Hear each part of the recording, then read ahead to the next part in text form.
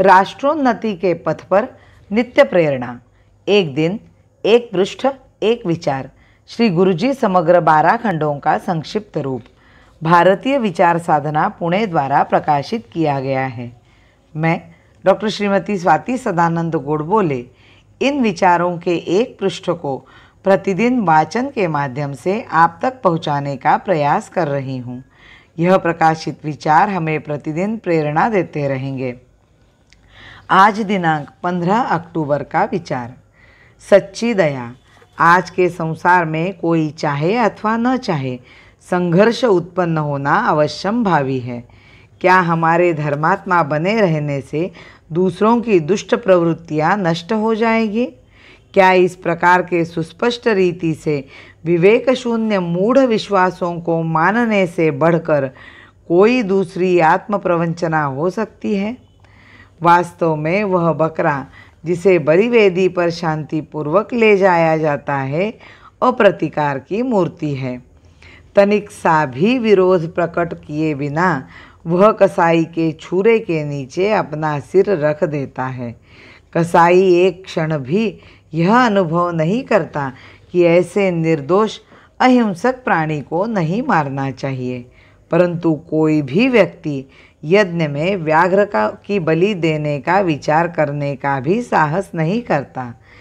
केवल उसी दुर्बल सीधे अहिंसक बकरे को बलि के लिए पसंद किया जाता है। मनुष्य भी उसका मांस स्वाद के साथ खाते हैं। कहा गया है, अश्वम नैव गजम नैव व्याघ्रम नैव च अजापुत्रम बलि दद्यात् देवो दुर्बल घातकः। घोड़ा नहीं, हाथी नहीं, व्याघ्र तो कदापि नहीं, बकरा ही बलि दिया जाता है। देवता भी दुर्बल का ही विनाश करते हैं। अप्रतिकार की प्रवृत्ति का यही परिणाम है। यह ठीक है कि बिना उत्तेजना के हमको हिंसा में प्रवृत्त नहीं होना चाहिए, पर साथ ही साथ हमें दूसरों को भी अपने विरोध में हिंसा का व्यवहार नहीं करने देना चाहिए। अपने प्रति हिंसा करने देना भी हिंसा है, अतः अधर्म है।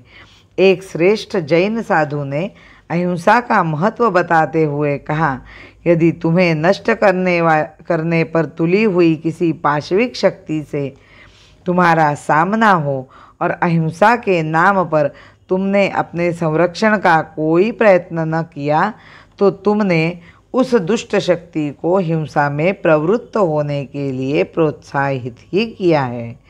इस प्रकार तुम उस अपराध के प्रोत्साहनकर्ता बन गए हो। प्रोत्साहक भी अपराध का उतना ही दोषी है जितना कि वास्तविक अपराधी।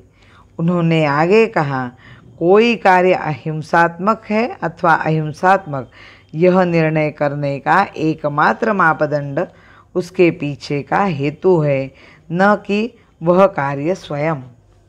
जो वास्तव में महान पुरुष हुए हैं, उनकी शिक्षाओं ने ऐसे सब मामलों में हमारा सदैव सही मार्गदर्शन किया है।